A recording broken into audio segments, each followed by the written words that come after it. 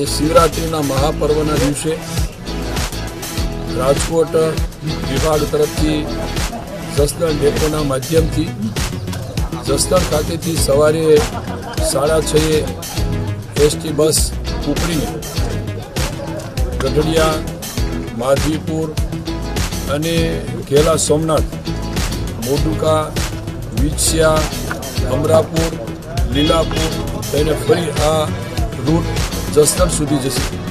એની સામે એ જ ટાઈમે જસદણ ડેપોથી એક બીજી બસ ઉપડીને સામે આગળ લીલાપુર, હિંગોળગઢ, અમરાપુર, વિછિયા, મોઢુકા, ઘેલા સોમનાથ, માધવીપુર અને એ રીતે ફરી પાછી આ બસ ત્યાં જસદણ ખાતે પહોંચશે. દરરોજ સવારે રેગ્યુલર આ સર્ક્યુલર રૂટ આજથી એનું પ્રસ્થાન થાય છે.